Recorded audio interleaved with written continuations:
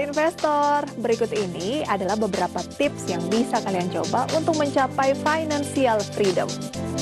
Yang pertama, pahami kondisi finansial. Kalian harus paham berapa jumlah pendapatan dan berapa jumlah pengeluaran. Yang kedua adalah tentukan tujuan keuangan agar kedepannya kalian lebih mudah untuk menyusun strategi untuk mencapai tujuan keuangan tersebut. Ketiga, carilah sumber pendapatan yang lain. Biarlah pendapatan dari aset itu bisa menutupi pengeluaran utama atau pengeluaran pokok kalian. Yang keempat adalah investasi. Kalau Anda menyimpan uang di bank, nilainya akan terus tergerus. Tetapi kalau berinvestasi, nilainya akan terus bertambah. Yang kelima dan yang terakhir adalah lunasi segala hutang. Bila Anda memiliki tagihan ataupun hutang, segeralah melakukan pelunasan kapanpun Anda memiliki uang yang cukup. Itulah beberapa tips untuk mencapai financial freedom. Bagaimana dengan Anda, Sobat Investor?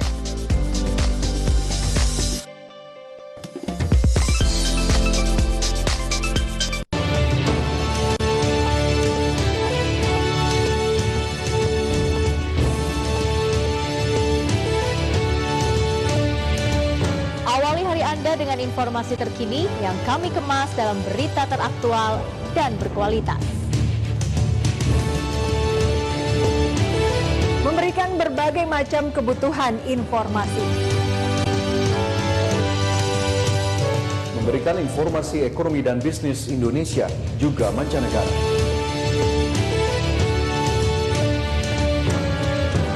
Merupakan hal penting dalam mendukung keputusan investasi Anda.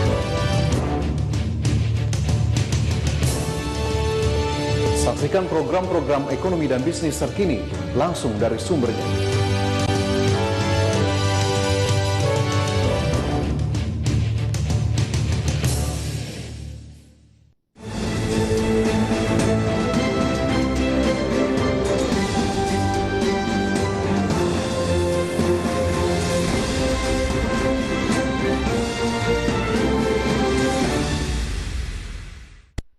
Ya, halo selamat pagi pemirsa. Langsung dari studio IDX Channel Jakarta, saya Prasetyo Wibowo hadir dalam Market Review, program yang mengupas isu-isu penggerak ekonomi Indonesia. Live streaming bisa Anda saksikan di idxchannel.com.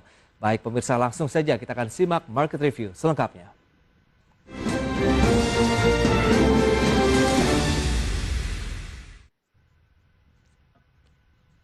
Ya.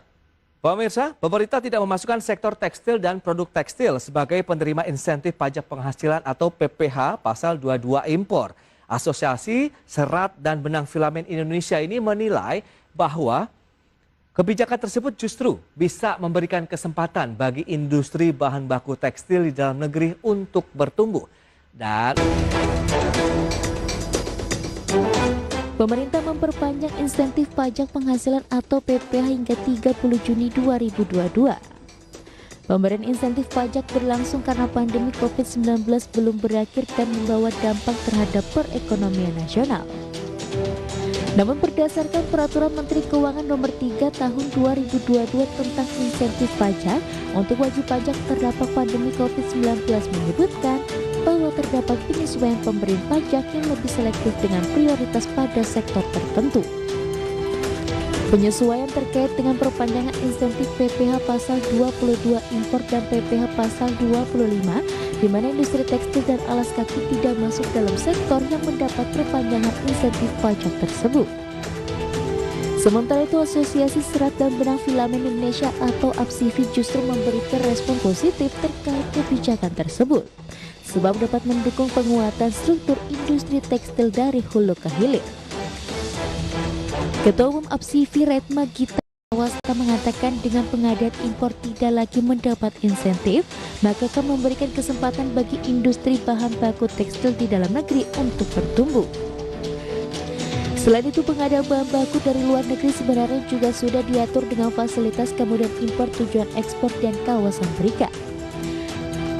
Adapun insentif PPH pasal 22 impor berupa pembebasan pemungutan kepada wajib pajak yang memiliki kode klasifikasi lapangan usaha sesuai ketentuan sebagai penerima keringanan. Dari Jakarta, Tim Liputan IDX Channel.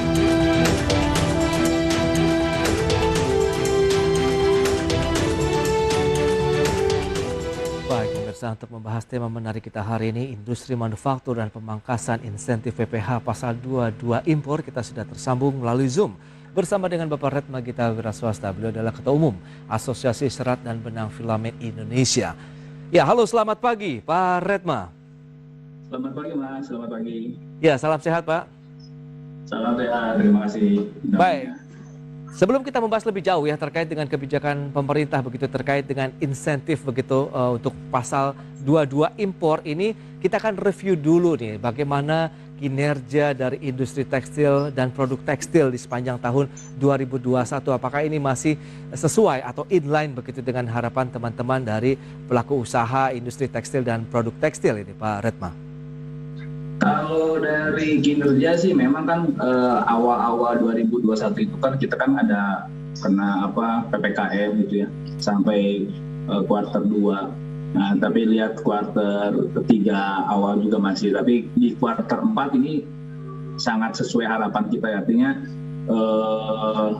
daya beli masyarakat juga membaik, terus PPKM juga kita sudah tidak ada PPKM, kita sudah bisa bekerja dengan normal. Okay. Yang paling penting adalah waktu itu karena ada krisis juga di Cina ya, artinya barang-barang import yang biasanya merajai pasar lokal juga tersendat, dan kita akhirnya bisa mengisi pasar yang ditinggalkan oleh barang-barang impor itu, baik dari sisi bahan bakunya maupun dari sisi barang jadinya.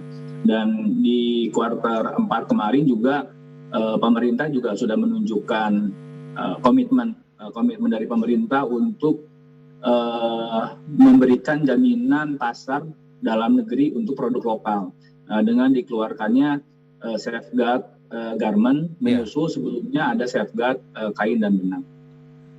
Baik, dengan beragam kebijakan yang sudah dikeluarkan begitu khususnya tadi ini terkait dengan kebijakan insentif ya PPH khususnya pajak penghasilan pasal 22 impor ini sebenarnya bagaimana tanggapan dari teman-teman sendiri begitu? Apakah memang sudah sesuai atau justru menjadi tantangan tersendiri bagi dunia tekstil dan produk tekstil? Ya, kami sebetulnya sangat setuju ya dengan dikeluarkannya kita dari insentif impor, karena dari yang menjadi masalah industri tekstil ini dalam 10 tahun terakhir justru banyaknya import yang dikasih insentif dibandingkan dengan produk-produk lokal.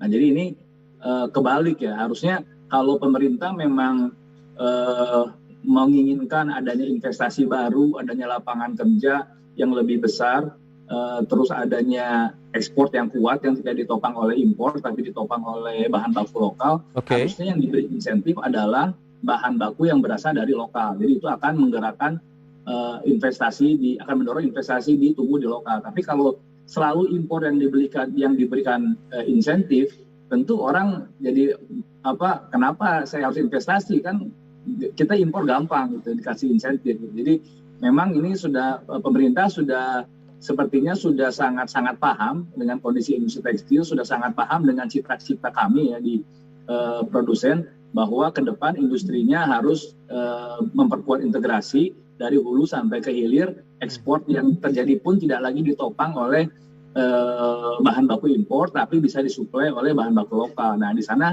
kita perlu insentif dari bahan baku lokal untuk tujuan ekspor maupun untuk tujuan lokal. Jadi ini saya kira pemerintah sudah sangat tepat langkah yang diambil pemerintah untuk mengeluarkan tekstil dari insentif bahan baku impor. Baik, Pak Retma, memang sebelumnya apakah sudah dimasukkan untuk industri tekstil dan produk tekstil dalam kebijakan insentif PPH pasal 22 impor tadi? Ya, kemarin kan dimasukkan karena pandemi ya, karena alasan pandemi gitu ya, ada beberapa waktu itu sebetulnya di-triggernya oleh bahan baku untuk APD. Bahan baku untuk APD, tapi ada beberapa produk lain, barang lain juga yang dimasukkan ke insentif pajak 22 ya. Artinya ada beberapa kain bahan baku yang mendapat insentif itu. Nah, itu karena memang waktu itu alasannya memang karena pandemi, terutama karena kita butuh bahan baku APD. Tapi kemudian hari kan dari lokal pun bahan baku APD sudah bisa supply. Oke. Tapi kalau kita lihat dengan adanya insentif yang diberikan kepada industri tekstil untuk impor tadi, sebenarnya dampaknya seperti apa sih kalau misalnya masih berlaku begitu? Apakah ini benar-benar bisa menghambat produktivitas dari industri bahan baku tekstil di dalam negeri? Iya betul. Jadi ini kalau ini tetap berlaku, jadi nggak inline antara satu kebijakan dengan kebijakan lain. Di satu sisi kita punya pemerintah sudah mengeluarkan kebijakan safeguard untuk kain dan benang, untuk bahan bakunya kan kain dan benang. Di sisi lain pemerintah ngasih insentif import, kan itu nggak inline gitu. Nah ini sudah inline, artinya pemerintah sudah ada safeguard bahan baku benang, kain, di hulunya juga ada anti dumping serat, di hilirnya kemarin ditandatangan safeguard garment. Nah ini kalau ada insentif import, nah ini kan jadi nggak inline. Nah ini sudah inline, jadi sudah oke. Artinya dengan ini dikeluarkan kebijakan-kebijakan sebelumnya sudah akan berjalan dengan sangat-sangat akan berjalan lebih lancar dan menjadi trigger penguatan integrasi dari hulu sampai hilir, dan kemudian akan men-trigger investasi baru. Makanya karena kebijakan-kebijakan kemarin safeguard dan ada satu lagi kebijakan Permendak 20, nah itu agak untuk import lebih diatur lagi, hanya intinya hanya yang kita perlu, barang-barang yang kita perlu yang boleh diimpor. Nah itu kan kebijakannya sudah inline. Nah artinya dengan kebijakan orang akan investasinya akan secure ya, dari beberapa ke depan dia akan secure untuk melakukan investasi baru. Nah selama ini produk-produk yang diimpor memang apa saja sih yang kemarin mendapatkan insentif kemudian sekarang tidak lagi, dan ini yang nampaknya Anda katakan justru akan mengganggu produktivitas dari industri bahan baku tekstil? Ya kemarin yang paling banyak diimpor produk kain sebetulnya ya. Produk kain. Produk kain, ada sedikit benang tapi sih lebih banyak di produk-produk kain. Tapi sebenarnya sekarang sudah bisa disuplai dari produksi dalam negeri? Sangat bisa ya, artinya sangat bisa karena seperti saya tadi sampaikan, ketika Cina terjadi krisis energi dan mereka tidak bisa mensuplai kain ke Indonesia, kita dengan bisa cepat mengisi market itu. Jadi pasar itu langsung kita bisa menggerakkan. Jadi mesin-mesin yang kemarin idle gitu ya, beberapa tahun itu idle nggak kepake gitu. Nah kita bisa jalankan lagi. Memang tidak bisa sepenuhnya. Artinya tidak bisa sepenuhnya kita memenuhi semua market, terutama market yang pangsa pasarnya ekspor. Karena itu kan mereka punya spesifikasi dan ketentuan buyer. Tapi untuk lokal kita semua sudah sangat-sangat bisa mensuplai itu. Baik, apa yang membedakan dari bahan baku untuk kegiatan ekspor dan juga untuk kebutuhan domestik? Kita bahas di segmen berikutnya Pak Redma, kita akan jeda sebentar. Dan pemirsa tetap di tempat Anda, kami segera kembali.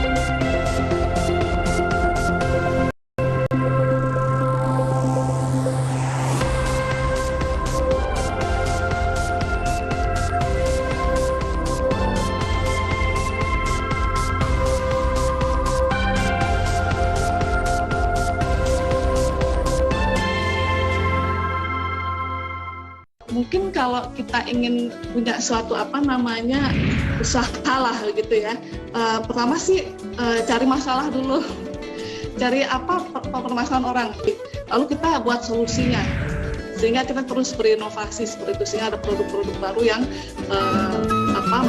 merupakan solusi bagi masalah yang ada di masyarakat.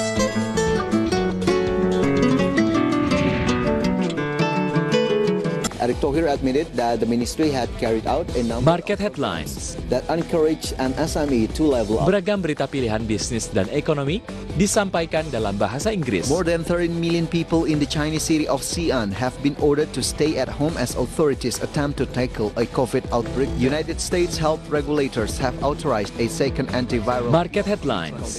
Senin sampai Jumat pukul 16.30 hanya di IDX Channel.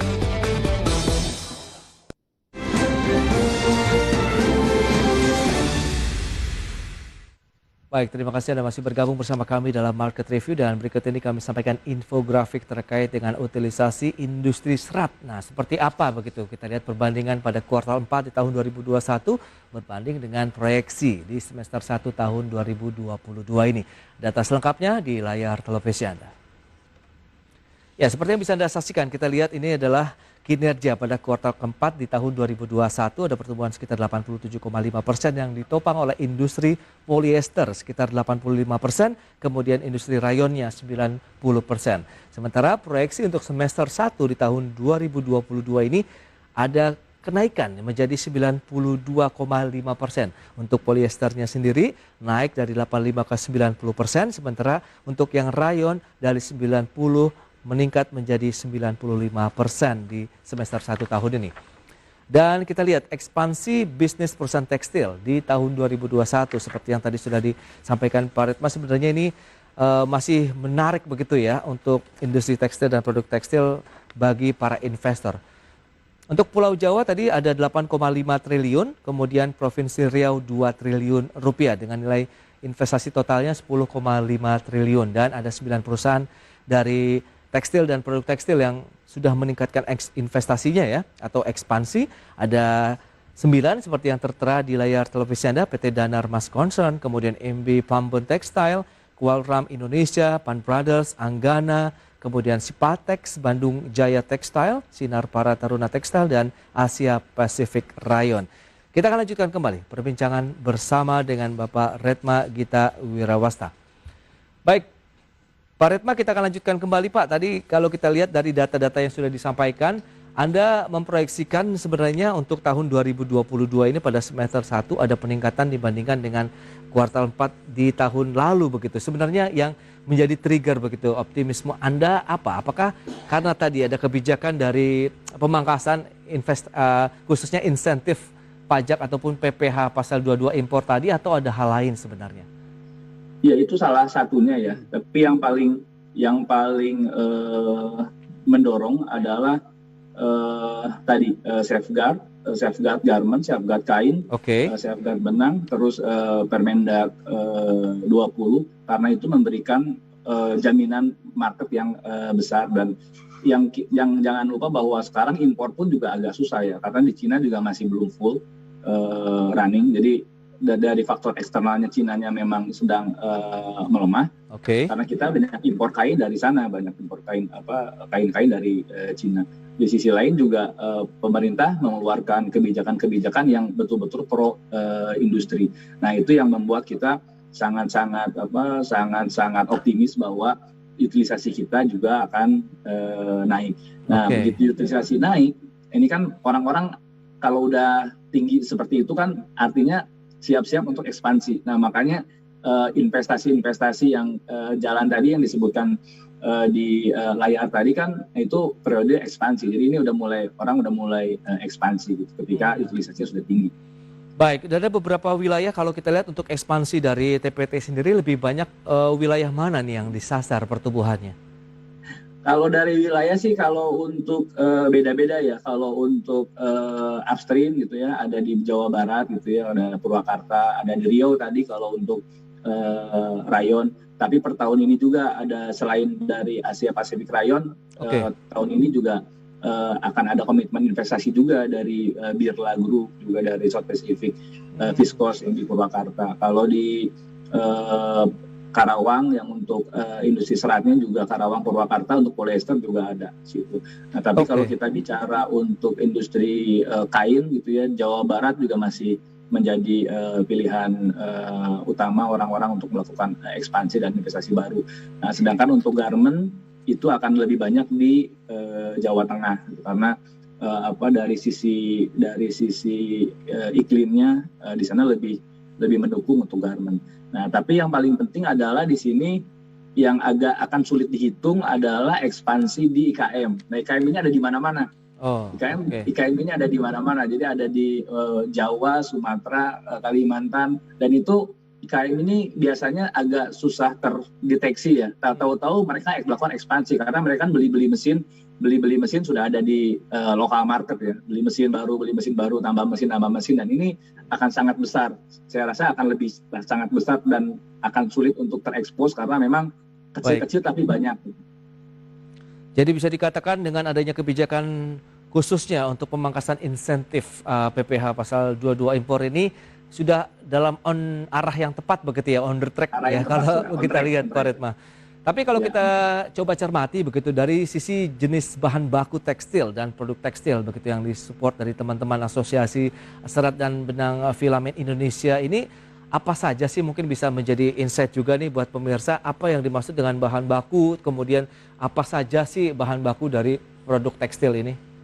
Oke, karena kalau kita lihat strukturnya dari hulu sampai hilir, kita kan di awalnya itu industri serat. Serat itu ada kapas, ada rayon, ada polyester yang serat utama. Dari serat jadi benang jadi kain baru jadi garment. Nah ini bahan baku ini, kalau garment ya bahan bakunya kain, kalau kain bahan bakunya benang, kalau benang bahan bakunya serat gitu. Nah, jadi hulu hilirnya seperti itu, dan kita industri dari Indonesia ini termasuk negara yang mempunyai struktur industri dari hulu sampai hilir lengkap gitu ya. Ini hampir sama, sudah sama dengan Cina, dengan India, dan nggak banyak negara-negara yang punya industri yang strukturnya sangat lengkap gitu. Jadi ini dari mulai bahan baku yang paling hulu sampai bahan baku midstream sampai bahan baku yang intermediate-nya, kita sudah punya gitu sebetulnya dari dulu. Baik, dengan tadi khusus insentif pajak yang akhirnya ditarik begitu, seberapa kuat juga deh teman-teman untuk bisa mensuplai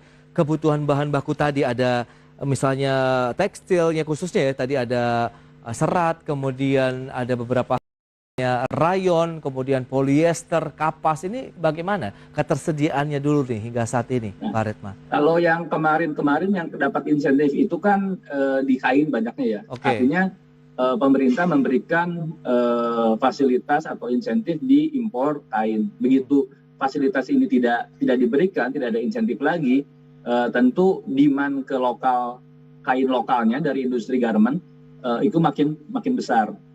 Karena dia tidak dapat insentif kalau yang impor, akan sedikit lebih mahal. Nah terus artinya nanti begitu demand kainnya lebih besar, demand ke hulunya juga akan lebih besar, ke benangnya akan lebih besar, ke seratnya akan lebih besar. Nah ini akan terjadi, maka akan terjadi penguatan rantai suplai dari hulu sampai hilir. Nah ini yang dimaksud dengan sudah inline dengan strategi pemerintah, Kementerian Perindustrian, Kementerian Perdagangan gitu ya. Ini penguatan struktur industri ini sudah menjadi kita sudah sangat-sangat sepaham gitu ya, antara pelaku dengan pemerintah.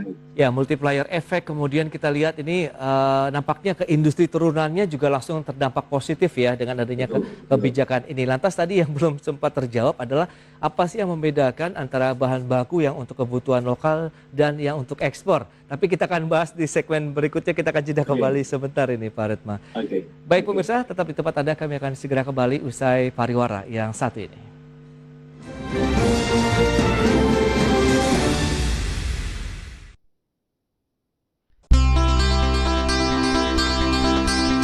Halo Sobat Investor, kalian udah punya rumah belum? Berikut ini adalah tips bagi kalian yang ingin memiliki rumah impian. Tips yang pertama adalah menabung auto debit untuk membayar DP rumah. Kesulitan utama dalam membeli rumah adalah membayar uang muka sebagai syarat KPR. Jadi saat pertama kali kalian menerima gaji, langsung disisihkan secara otomatis ya untuk ditabung. Tips yang kedua adalah menabung dalam bentuk tabungan deposito ataupun emas. Menabung dalam bentuk tabungan deposito dan juga emas membuat tabungan kalian menjadi lebih aman dan tentunya melatih kalian agar semakin disiplin dalam menabung. Tips yang ketiga adalah cari DP rumah yang bisa dicicil. Program cicilan DP rumah membantu kalian yang memiliki dana terbatas. Tips berikutnya adalah pilihlah rumah yang sesuai dengan kebutuhan kalian. Pilihlah rumah yang memang kalian butuhkan ya sobat investor. Tips yang terakhir adalah pilihlah KPR dengan tenor yang cukup panjang. Karena KPR dengan tenor yang panjang membuat cicilan bulanan kalian menjadi lebih rendah. Nah, kini memiliki properti impian tentunya bukan angan-angan lagi ya sobat investor.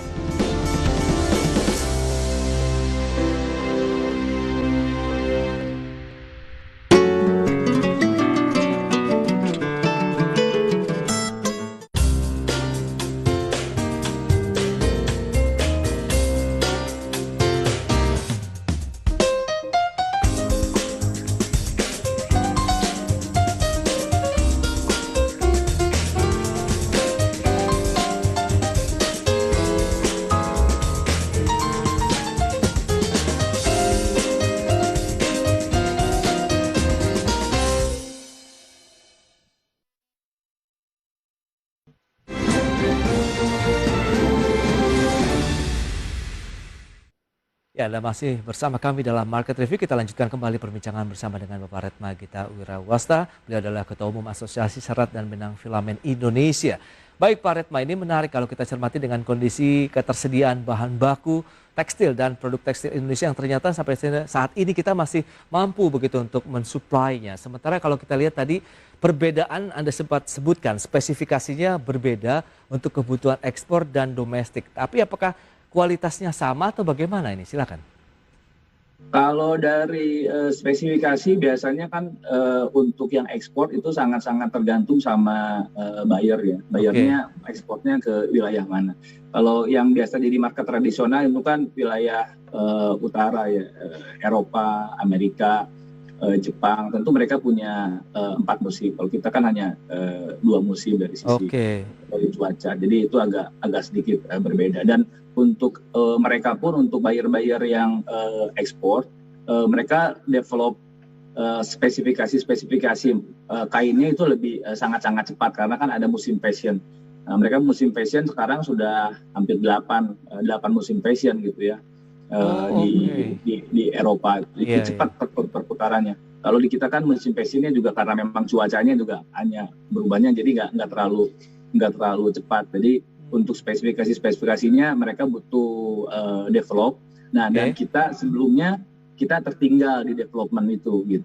Karena kita lebih banyak memfasilitasi produk-produk impor dibanding sama lokal. Jadi lokalnya ngapain dia develop gitu, toh impor pun lebih murah, lebih gampang dan difasilitasi gitu. Jadi kita tertinggal. Nah, dengan adanya perbaikan iklim seperti ini, kita berharap yang lokalnya pun, kalau dulu lokalnya juga dipenuhi oleh barang impor, sekarang dengan komitmen pemerintah menjadikan pasar domestik untuk produk lokalnya sudah kita bisa penuhi. Next step-nya adalah kita akan replace produk-produk bahan baku impor untuk tujuan ekspor gitu. Karena kalau kita sudah kuat di lokalnya, kita punya tenaga untuk melakukan develop. Nah, jadi nanti ke depan ekspor kita tidak lagi bergantung pada bahan baku impor. Kalau sekarang hampir 80-90% produk-produk garment ekspor kita bahan bakunya impor. Seperti apa saja itu? Nah, jadi ini udah sangat tergantung. Nah, makanya ketika kemarin ketika ada kasus kontainer yang sulit dan freight cost yang mahal, harusnya kita bisa punya peluang yang sangat besar untuk meningkatkan ekspor garment. Nah, tapi karena kita bahan bakunya tergantung sama impor, jadi ekspor kita naik sih betul, cuman nggak sebesar yang seharusnya. Karena kan waktu itu kan Cina lagi sulit, Vietnam juga di lockdown, buyer juga mau nyari kemana gitu, dan sebetulnya Indonesia pilihan utama mereka gitu. Tapi karena ketersediaan bahan baku kita juga, karena kita tidak terbiasa dengan mengisi bahan baku impor untuk tujuan ekspor, nah jadi kita kayak agak gagap gitu loh. Tapi ke depan sih harusnya dengan kita sudah bisa mendevelop, ke depan kita akan ekspornya kuat. Ya targetnya harusnya maksimal 40% lah. Artinya 40% ekspor dari impor, yang 60% disuplai oleh lokal. Nah, di sana kita akan melihat bahwa ekspor kita betul-betul kuat. Apa sih yang paling utama diimpor ini bahan bakunya, Pak Retma? Masih kain, Pak. Kalau Tetap untuk kain ya, masih karena menjadi. kan, ekspor kita kan garment, Pak, yang Iya. prioritasnya garment. Tapi tadi Pak Retma bilang kita sudah bisa mensuplai begitu. Apakah memang ini akhirnya memang masih ada PR juga itu? PR yang kita bisa mensuplai untuk kebutuhan lokal. Nah, tapi untuk kebutuhan ekspor, nah ini masih PR. Jadi saya kira kalau industrinya, karena kan kemarin kalau kita bicara beberapa tahun ke belakang, industri kita ini periodenya periode sakit. Maksudnya periode sakit ini importnya terlalu banyak gitu ya.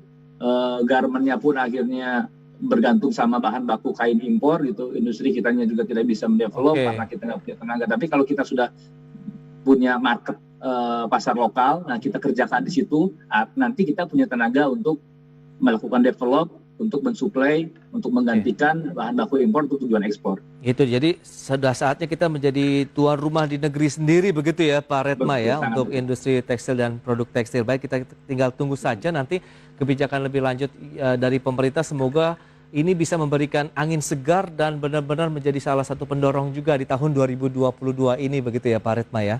Baik, betul.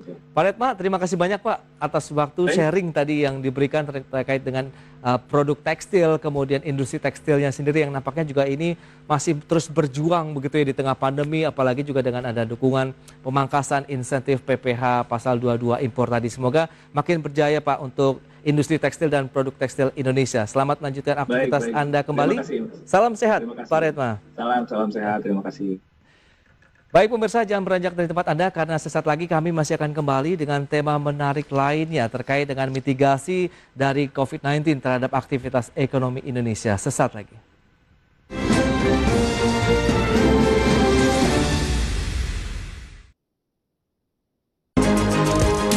IDX First Session Closing Market, Senin sampai Jumat pukul 11.30 hanya di IDX Channel. Ya halo pemirsa, nama saya Mangi Teracong. Saat ini saya menjabat sebagai presenter dan juga associate producer. Saat ini saya membawakan program IDX First Session Closing, di mana di program tersebut saya menganalisa isu-isu ekonomi yang menarik, baik dari luar negeri maupun juga dari dalam negeri. Tentunya hingga saat ini saya masih terus belajar dan saya sangat menikmati profesi tersebut.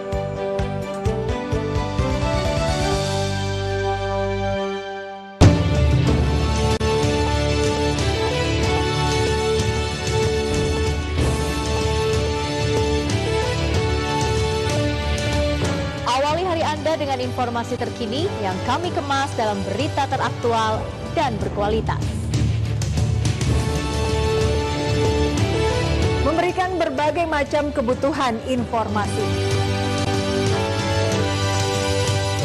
Memberikan informasi ekonomi dan bisnis Indonesia juga mancanegara.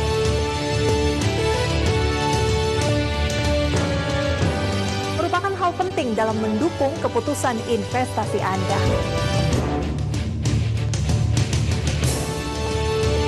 Saksikan program-program ekonomi dan bisnis terkini langsung dari sumbernya.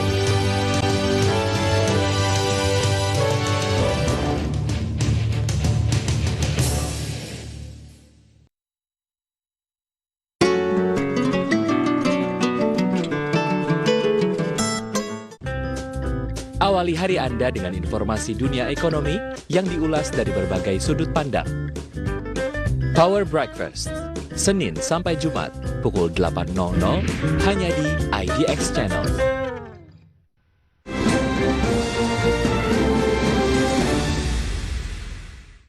Ya, pemerintah optimistis pertumbuhan ekonomi pada kuartal 1 tahun ini akan lebih baik dibandingkan dengan kuartal 1 tahun sebelumnya, meski kasus varian Omikron masih terus melonjak.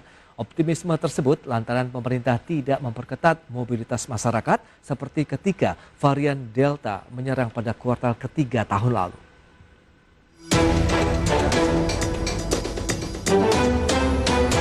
Menteri Keuangan Sri Mulyani Indrawati optimistis pertumbuhan ekonomi kuartal 1 2022 akan lebih baik dibandingkan kuartal 1 sebelumnya, meski kasus varian Omikron masih terus melonjak. Adapun pada kuartal 1 2021 pertumbuhan ekonomi masih terkoreksi minus 0,74%, kala itu pemerintah melakukan pembatasan kegiatan masyarakat selama libur Natal dan Tahun Baru karena kasus COVID-19 terus melonjak tinggi. Seperti diketahui, pemerintah memproyeksikan varian Omikron akan mencapai puncak 2-3 kali lipat lebih tinggi dibandingkan varian Delta pada akhir Februari 2022. Bendahara negara ini mengungkapkan optimisme tetap ada lantaran pemerintah tidak memperketat mobilitas masyarakat seperti ketika varian Delta menyerang di kuartal 3 2021 lalu. Sebab dilihat dari karakternya, gejala varian Omikron lebih baik dibandingkan dengan varian Delta meski tingkat penyebaran kasusnya lebih cepat. Hal ini membuat aktivitas ekonomi dan kegiatan masyarakat tetap berjalan meski tetap ada pembatasan dari pemerintah yang dievaluasi setiap minggu. Meskipun kita juga melihat kondisi kenaikan kasus Omikron, namun dari sisi strateginya berbeda dengan yang diadopsi pada saat Delta, maka kita akan melihat juga dampak ke dalam perekonomiannya juga akan berbeda. Itu satu, untuk pengaruhnya pada Q1. Terutama dikaitkan dengan tadi mobilitas masyarakat dan aktivitas ekonomi yang masih tetap bisa berjalan. Sri Mulyani menambahkan optimisme akan makin kuat jika masyarakat disiplin menjalani protokol kesehatan. Pencegahan penularan yang lebih masif ini membuat gerak ekonomi tidak terganggu. Pada bulan November hingga Desember 2021 saja kegiatan ekonomi terlihat sudah positif. Dari Jakarta, Tim Liputan IDX Channel.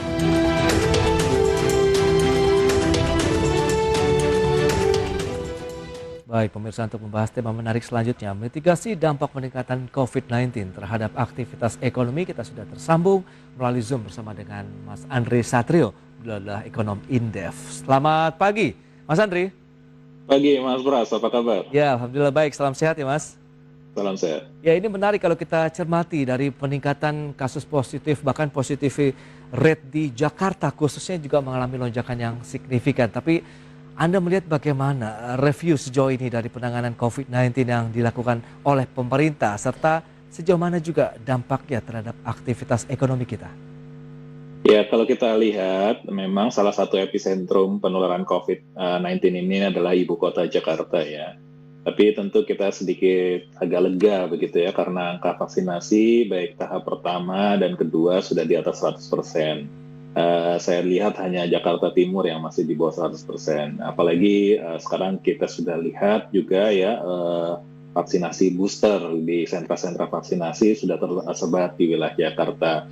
Dan dengan fakta ini tentu kita melihat bahwa masyarakat cenderung lebih percaya diri gitu ya untuk beraktivitas di luar rumah.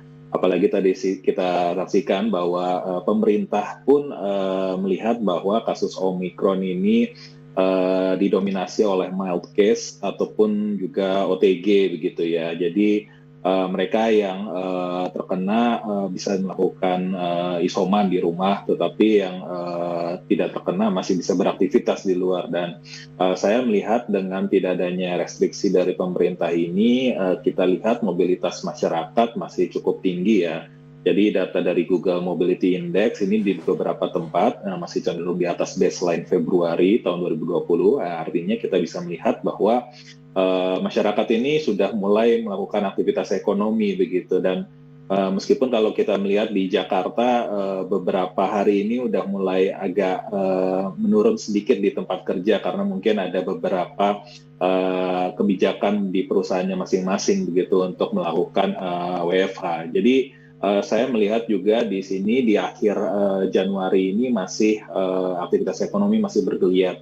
Memang Pak Menkes menyebutkan bahwa peak season-nya gitu ya, puncak dari Omikron ini adalah di akhir Februari. Jadi kita bisa melihat nanti apa yang akan terjadi gitu ya. Apakah memang tetap menerapkan kebijakan saya bisa katakan hidup bersama COVID begitu ya. Ataukah memang nanti akan ada rem darurat yang akan ditarik gitu, akan meningkatkan PPKM misalnya levelnya menjadi 3 atau 4 gitu ya. Kalau ini yang terjadi untuk restriksi mobilitas, pembatasan mobilitas ini pastinya akan mempengaruhi aktivitas ekonomi masyarakat begitu ya. Dan ini memang sebetulnya kebijakan kalau kita lihat pemerintah sendiri masih maju mundur begitu ya, karena memang dampaknya akan sangat besar tidak hanya bagi masyarakat tetapi juga perekonomian se-Indonesia secara luas. Itu dia. Begitu, Mas. Mas Andri, kalau kita lihat begitu pemerintah kan membuka juga ini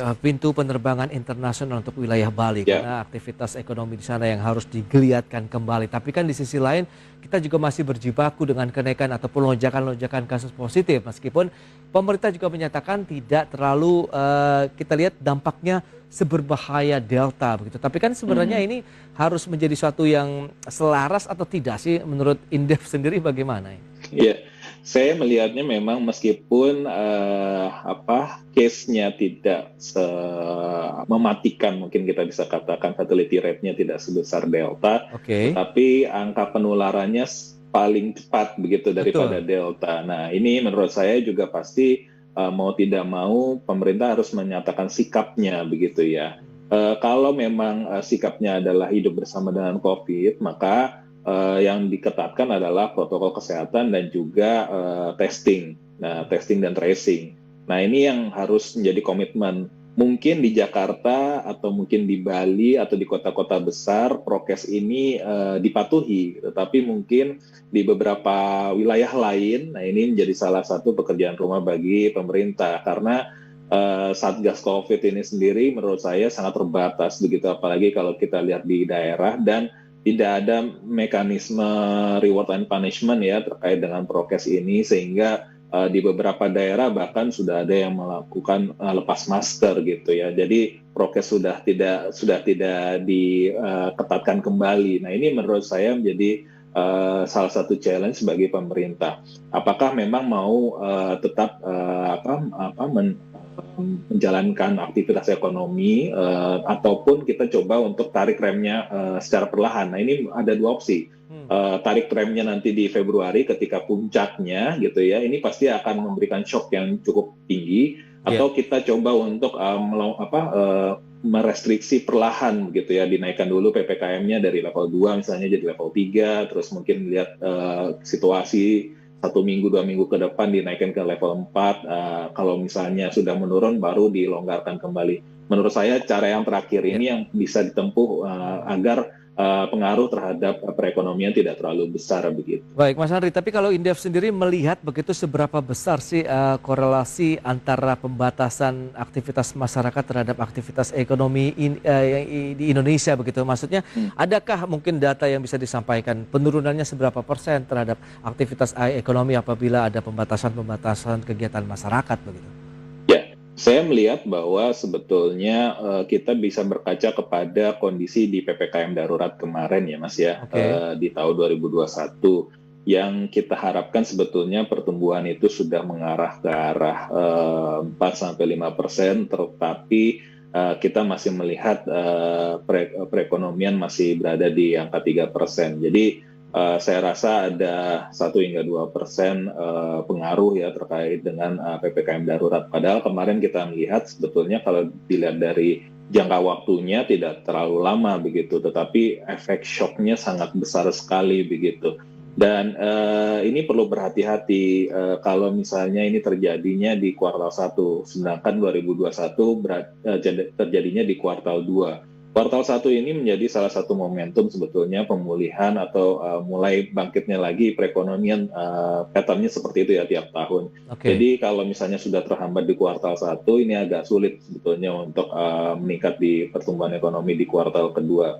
Karena kalau kita melihat di kuartal 1 ini kita sudah ada beberapa persoalan sebetulnya terkait dengan perekonomian, meskipun dari sisi eksternal. Salah satunya container shortage ya, container shortage itu mengganggu juga kegiatan ekspor impor, dan ini mungkin bisa jadi akan berlanjut sampai ke awal semester 2. Dan yang terakhir kemarin yang masalah inflasi gitu ya, ini yang sedang hangat saat ini juga, itu juga akan memiliki pengaruh terhadap daya beli bagi masyarakat. Nah, ini kalau misalnya digempur juga ya dengan Omikron, saya rasa kuartal 1 ini pertumbuhan kita tidak seperti yang diharapkan begitu ya. Mungkin berada di level di bawah 4% begitu. Tapi data-data dari pertumbuhan ekonomi yang ada saat ini di awal tahun begitu, khususnya di Januari kemarin kan inflasi year-on-year-nya 2,8%, sudah mendekati 3%-an plus minus 1 begitu.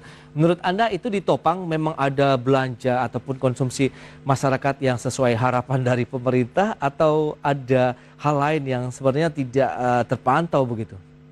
Iya, sebetulnya kalau kita melihat ada dua case, Mas. Jadi memang pertama, salah satunya yang ditopang adalah sekarang komoditas internasional semakin meningkat gitu ya harganya, dan ini juga memberikan pengaruh terhadap komoditas di dalam negeri. Kemarin kita melihat minyak goreng salah satunya, CPO meningkat, harga minyak goreng mahal, meskipun sekarang sudah diantisipasi juga oleh pemerintah dengan serangkaian kebijakan. Dan ini tidak hanya satu saja begitu. Seharusnya kita juga ada kenaikan nih, tapi ditahan, yaitu harga energi gitu ya, harga listrik. Nah, ini yang kemungkinan akan ditahan sampai setidaknya akhir dari semester 1 oleh pemerintah. Nah, ini juga tadi yang Mas sampaikan bahwa sudah mulai bergeliat, betul, sudah mulai bergeliat di awal, sebetulnya sudah terjadi itu di semester 2 awal 2021 sampai kepada akhir dari 2021 itu sudah mulai meningkat. Tetapi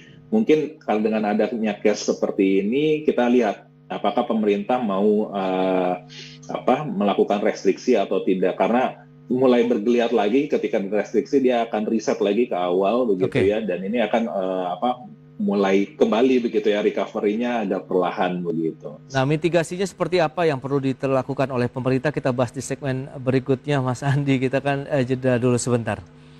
Baik pemirsa, jam beranjak dari tempat Anda, kami akan segera kembali usai jeda yang satu ini.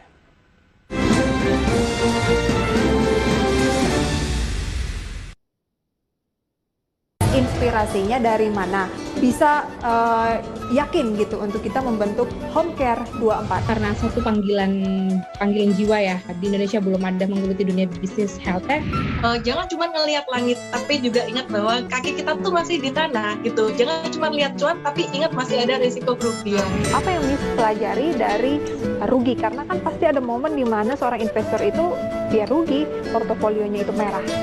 Nomor satu banget yang paling penting disadari oleh pemula yaitu manajemen resiko. Investasi itu bukan untuk memenuhi kebutuhan hidup, harus tetap kerja. Trading untuk membantu kita mencapai tujuan hidup.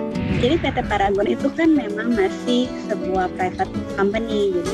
Tetap ada responsibility, saya setuju tadi. Mendevelop tim, ya kan, what can I help you, empower gitu kan, gimana supaya prosesnya lebih efektif. Lebih bisa berkembang lagi, pushnya. Erick Thohir admitted that the ministry had carried out a number Market headlines that encourage an SME to level up. Beragam berita pilihan bisnis dan ekonomi disampaikan dalam bahasa Inggris. More than 13 million people in the Chinese city of Xi'an have been ordered to stay at home as authorities attempt to tackle a COVID outbreak. United States health regulators have authorized a second antiviral. Market headlines, Senin sampai Jumat, pukul 16.30, hanya di IDX Channel.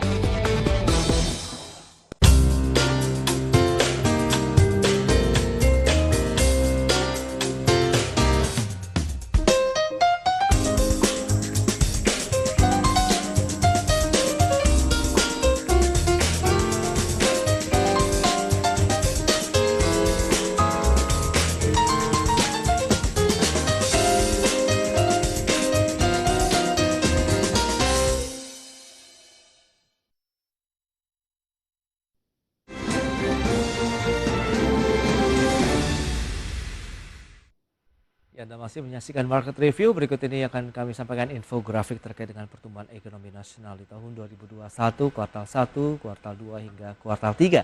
Data selengkapnya di layar televisi Anda. Ya, sharing dengan pandemi, kita tahu pada kuartal 1 di tahun lalu kita mengalami pertumbuhan negatif ya, minus 0,74%. Kemudian lonjakan cukup signifikan terjadi di kuartal kedua setelah kita tumbuh negatif melonjak hingga 7,07%. Kemudian pertumbuhan ekonomi kita di kuartal ketiga kembali lagi tertahan menjadi 3,51%, sambil menantikan data PDB ini akan dirilis pada awal Februari ya. Kita akan lihat bagaimana full year-nya 2021. Kemudian kita lihat bagaimana sebaran COVID-19 di Indonesia ini per Kamis 3 Februari. DKI Jakarta tercatat paling tinggi 10.117 kasus. Kemudian ada Jawa Barat 7.308 kasus, kemudian ada Banten 4.312 kasus, kemudian Jawa Timur 1.394 kasus, Bali 1.501 kasus, kemudian Jawa Tengah 610 kasus. Baik, kita lanjutkan kembali perbincangan bersama dengan Mas Andre Satrio, ekonom Indef. Baik, Mas Andre, berdasarkan data yang tadi disampaikan, begitu untuk sebaran, memang wilayah DKI Jakarta menempati posisi tertinggi, kemudian bahkan Bali di 1.500-an. Bagaimana melihat kondisi ini juga terhadap aktivitas ekonomi? Karena kita tahu juga pemerintah kan kemarin sempat memberikan arahan untuk bekerja kembali dari rumah begitu. Apakah ini akan juga berdampak terhadap aktivitas ekonomi secara keseluruhan? Seperti yang saya sampaikan tadi begitu ya, bahwa epicentrum dari COVID-19 ini sendiri adalah Jakarta, dan tidak hanya dari angka kasusnya saja. Sekarang yang cukup mulai meningkat itu adalah bed occupancy ratio ya, dan tingkat hospitalisasi itu sudah di atas 50%. Dan ini kita tinggal lihat ya angka ICU-nya berapa begitu. Karena ini menurut saya menjadi alarm sebetulnya bagi perekonomian, karena bisa jadi ini pemerintah akan menarik begitu ya, atau meningkatkan setidaknya level dari PPKM itu sendiri begitu. Dan tentu ada dua pilihan seperti yang saya sampaikan di awal gitu ya, restriksi ketat atau memang membiarkan kita hidup bersama dengan COVID begitu. Ya, memang kalau misalnya dipilih yang dari pertama, maka ya yang perlu kita sampaikan bahwa peningkatan dari level PPKM menurut saya itu jadi salah satu hal yang cukup visible begitu ya, ketimbang nanti dilakukan menarik rem darurat ya, seperti PPKM darurat nanti di Februari. Mau tidak mau menurut saya di kuartal 1 ini pasti akan ada pengaruh dari gelombang ketiga ini atau Omikron ini begitu. Jadi tentu pemerintah harus mengantisipasi, karena ini sudah terjadi gitu ya di global, bahkan gelombang 3 sebetulnya sudah mulai terlewati, sekarang gelombang 3 masuk ke Indonesia begitu. Dan ini kalau kita lihat dari lembaga internasional pun mereka sudah menurunkan gitu ya ekspektasi dan forecast untuk tahun ini begitu ya, 2022. IMF salah satunya yang menurunkan angka dari pertumbuhan ekonomi gitu ya, yang sekarang menjadi 4,4%, dan di Indonesia diprediksi oleh IMF itu juga turun ya 0,3% menjadi 5,6%. Jadi memang sebetulnya salah satu dampak dari melonjaknya Omikron ini pastinya akan mempengaruhi perekonomian setidaknya pada triwulan pertama. Oke, lantas mitigasi apa yang perlu dilakukan gitu oleh pemerintah sehingga tidak terlalu mengganggu juga aktivitas ekonomi, kemudian juga bisa menjaga laju pertumbuhan ekonomi kita, karena tadi ada arahan juga kita untuk work from home begitu, atau karena kita sudah terbiasa bekerja secara virtual begitu. Ya, kalau sebatas arahan, Mas Bas, saya rasa masyarakat mungkin hanya sebagian kecil begitu ya akan work from home begitu. Apalagi kalau perusahaannya tidak memiliki kebijakan terkait dengan work from home, karena memang bisa jadi perusahaannya di pabrik begitu ya, mekanismenya mungkin paling bisa dibatasi shifting begitu ya.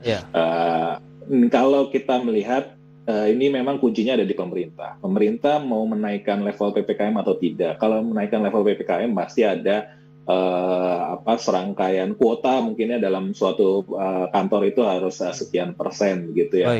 Memang akan mendorong masyarakat untuk work from home.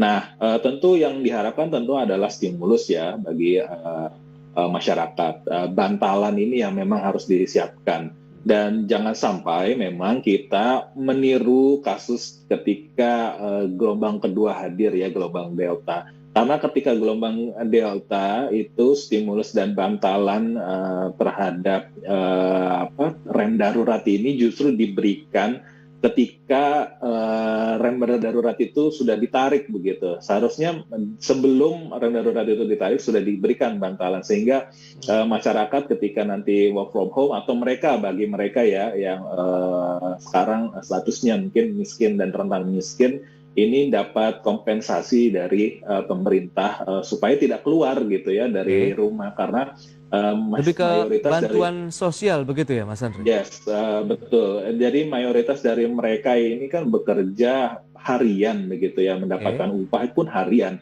Nah, yang kita harapkan adalah pemerintah mengganti harian tersebut dengan tentunya bantuan sosial begitu ya. Dan ini yang tidak terjadi sebetulnya di ketika gelombang Delta baru diberikan ada lagging, kita bisa katakan ada lagging.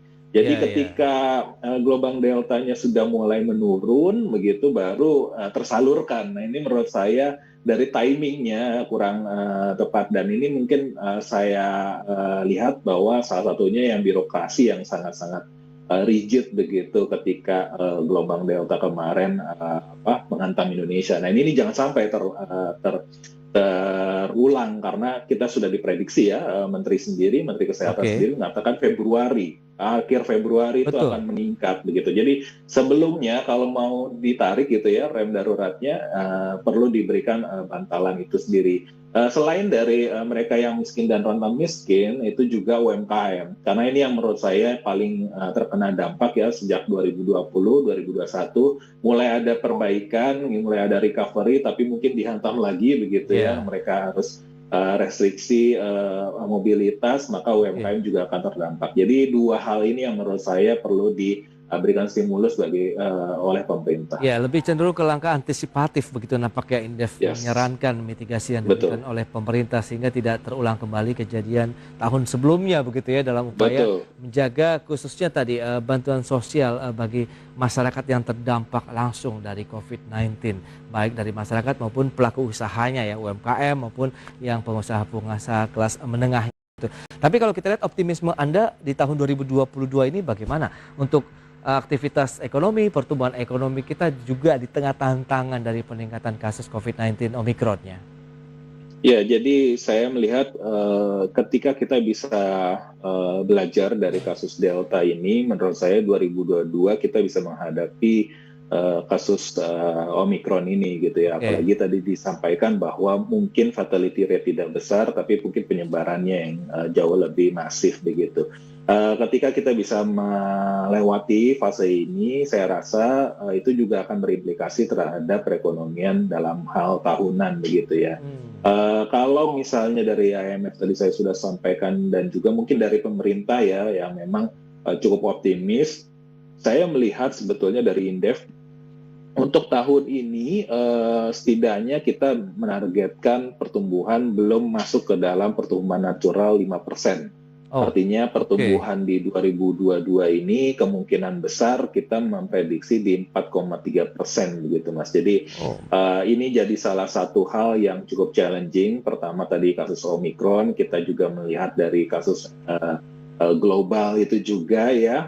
Sekarang kemarin juga ada isu terkait dengan Ukraina dan Rusia juga. Terus kita juga melihat beberapa kebijakan negara masing-masing untuk COVID itu berbeda. China Januari di awal itu menutup bordernya untuk Vietnam karena mereka menerapkan zero COVID policy. Jadi ketika 50 saja yang kena itu langsung ditutup, langsung lockdown. Nah ini menurut saya ketidakpastian ini masih terjadi di 2022 dan juga ini menjadi salah satu challenge bagi pemerintah kita untuk tentu mencapai sasaran dari target pertumbuhan ekonomi. Oke, semoga kita semakin kuat saja begitu dan semakin kompak, semakin solid begitu ya dalam mengatasi pandemi COVID-19 ini di tahun 2022 ini. Baik Mas Andri, terima kasih banyak atas insight dan sharing-sharing yang diberikan kepada pemirsa IDX Channel terkait dengan kondisi ekonomi dan tadi langkah mitigasi apa saja yang perlu diterapkan untuk mengantisipasi lonjakan kasus Omikron. Terima kasih banyak,